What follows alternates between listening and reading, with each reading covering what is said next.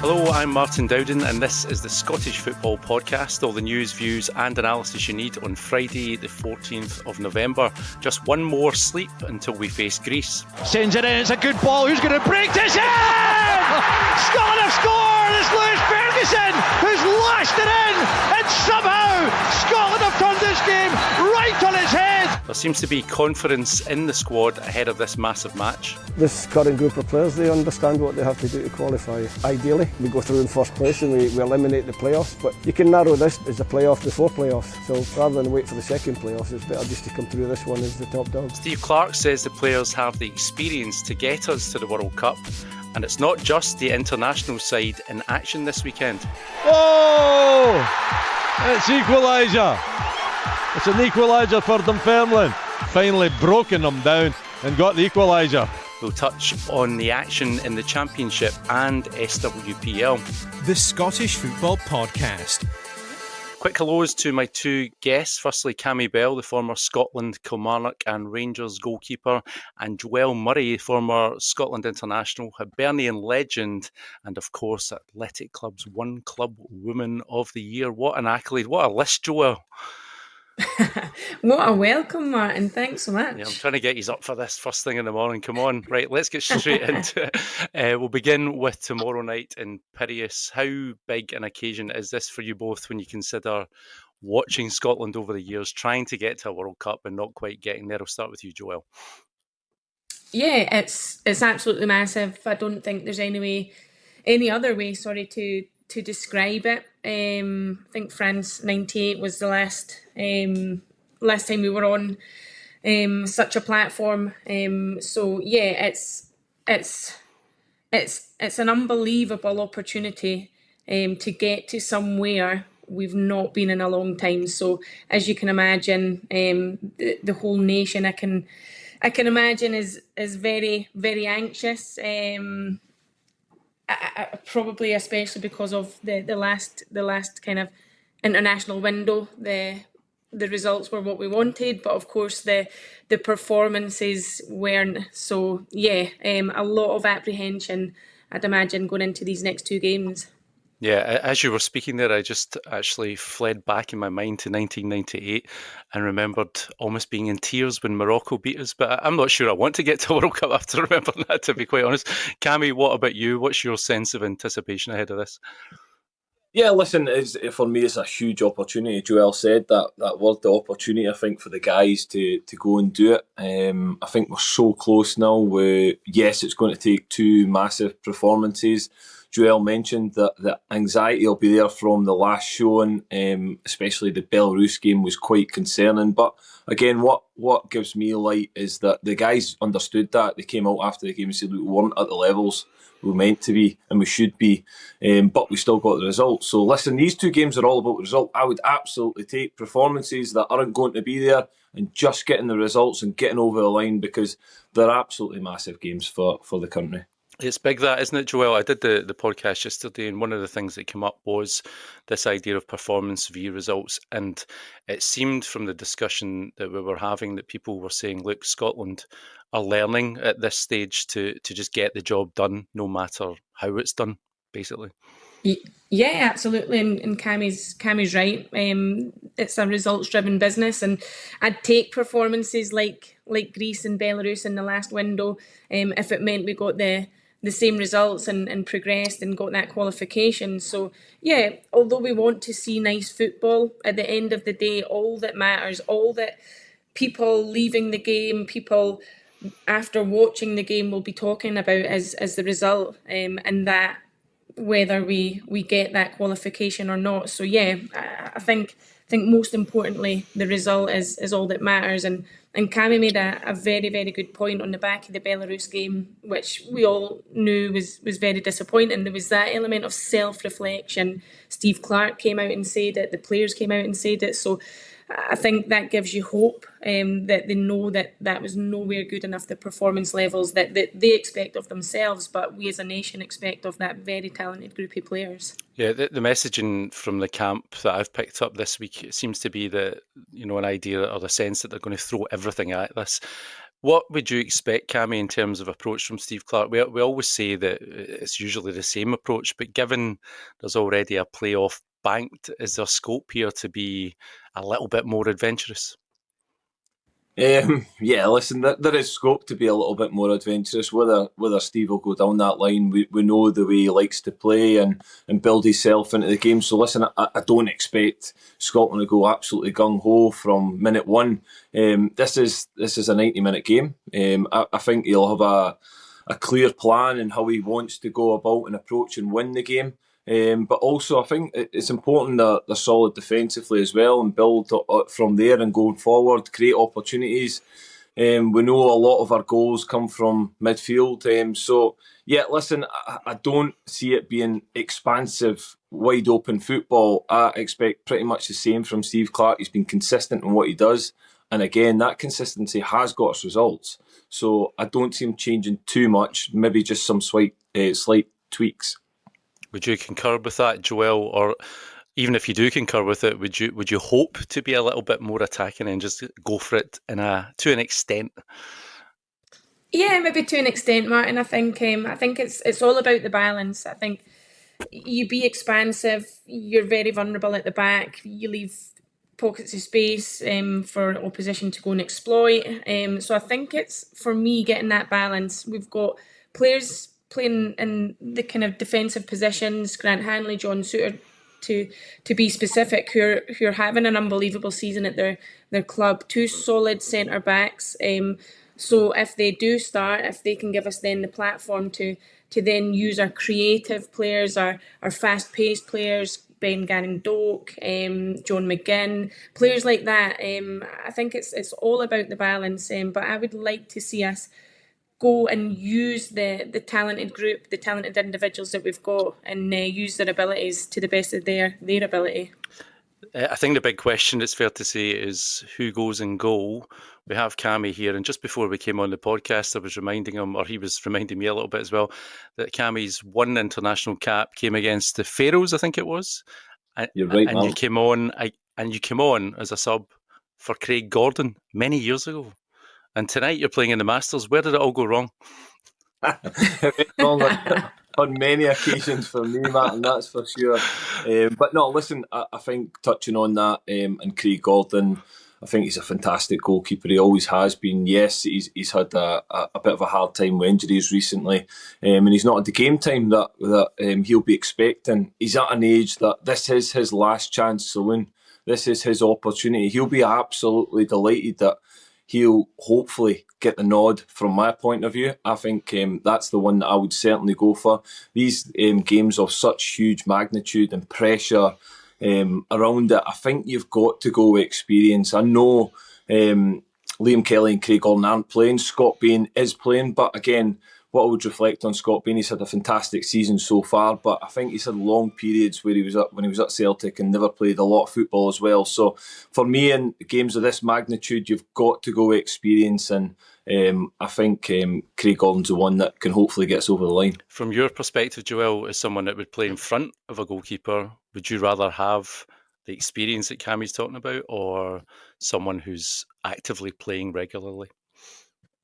I think it's difficult because it probably comes down to the individual. When we're talking about Craig Gordon, who's had an unbelievable career, so experienced, and I don't imagine Craig Gordon would put himself in a position and put the nation in a position where he's potentially going to start for these massive games, and he doesn't feel ready for it. So the fact that he's there, he's putting himself in the mix, shows that he's got the confidence in his ability. And for me, if I was playing in front, I would have no reservations and no doubt. And I think for me, just to ask Cammy a question, as an outfielder, Cammy, when you've not had the minutes you maybe want, and you've not got that consistency and continuity, for me there was always a little bit of apprehension and maybe self-doubt.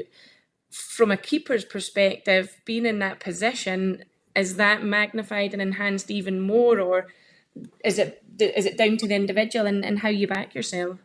I think you're right, Joelle. I think it's down to the individual. I think I've trained a lot with Craig Gordon over the years, and I know how hard he trains. I know how hard he'll work. Being a number 2, he's trying to get in that Hearts team. He wants to be Hearts number 1, so he'll be working ever so hard. Listen, you can't replicate games in training, but what you can do is train to such a high level that that shows in a game. So, and then you use all your experience and your decision making and these things that come into game. So, I really do think that for me, he's the obvious choice that we take. Listen, you've got to reflect back to Angus Gunn wasn't playing a lot of football when he's came into the squad as well. So we've been in this kind of situation, maybe not as long as Craig Gordon's not played as much football Angus Gunn had previously played. So it's I think goalkeeping's a unique situation because I think you can still play at a high level if you've got experience.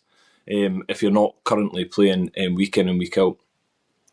How do we fix this goalkeeping situation? Because it seems as though it's something that's going to take a pretty long time.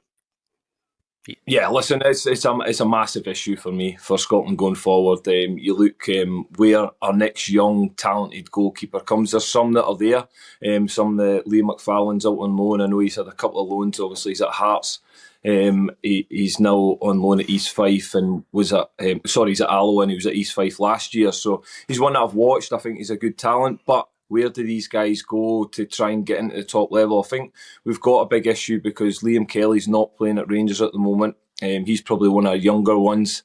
And then obviously Scott Bain's playing, but he's not that young. So again, we've got to find the next generation. I think we've had it so good for so long with Craig Gordon, Alan McGregor and David Marshall in our squads for over 10 years.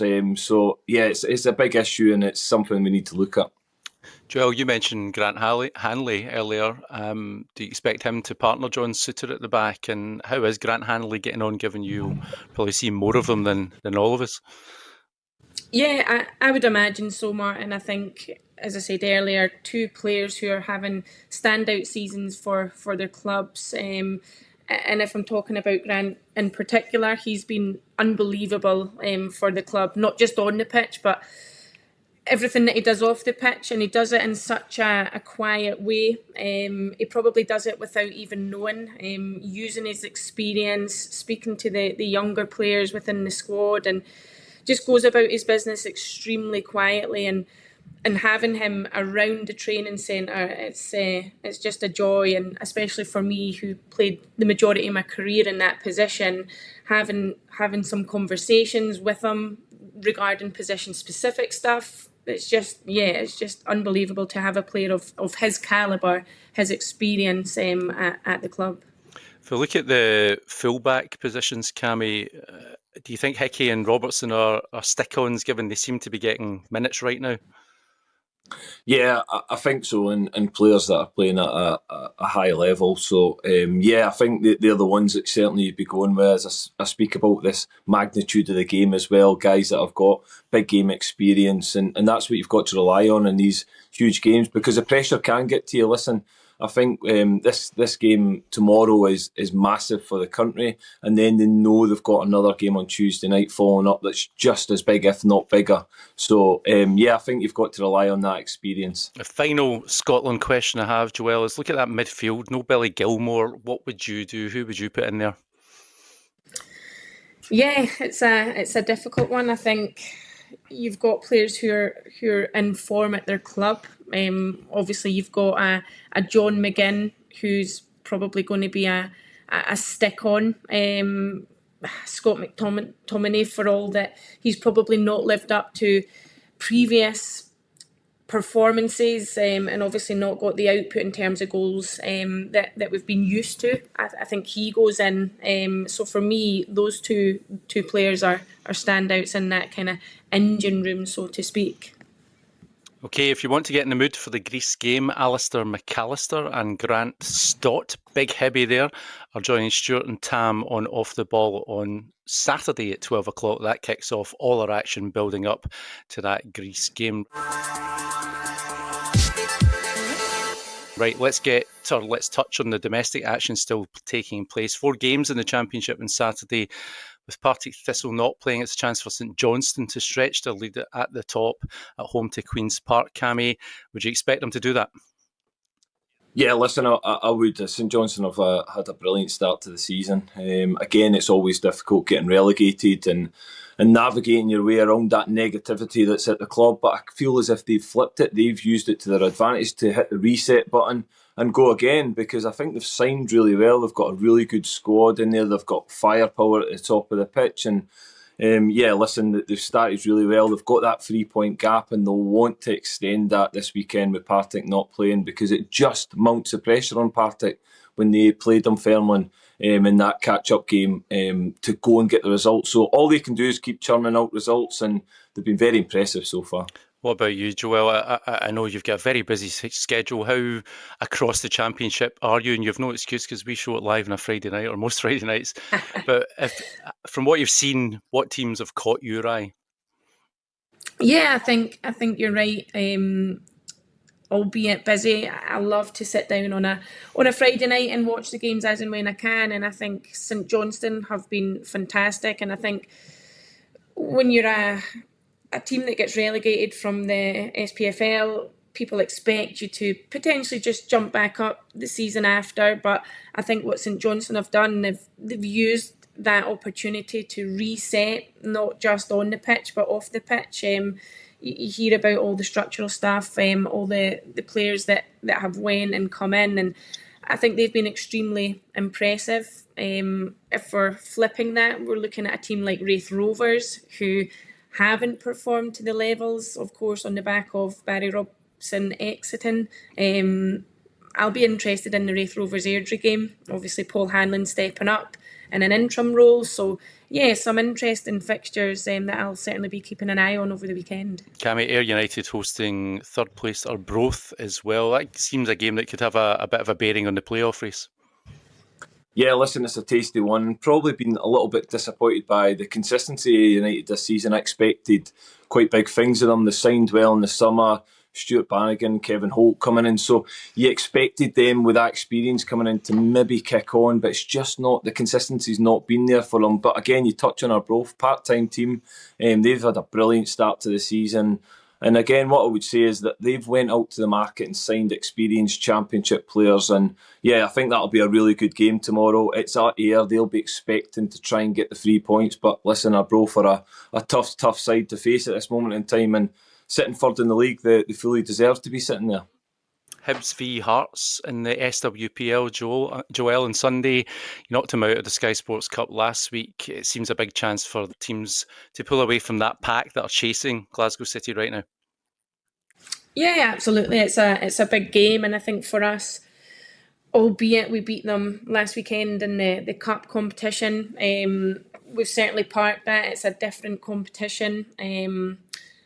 It's a different sizey pitch. Easter Road, of course, Cammy, you'll know yourself, absolutely massive. So lots of differences that we'll be looking to try and exploit on Sunday. But yeah, it's a big game. Easter Road, tickets are free. So if you're out there listening and you've not got any plans on Sunday, I would certainly encourage you to come along. You just took that shout out of my mouth. I was about to say that very thing. Free tickets. What more incentive do you need to go along?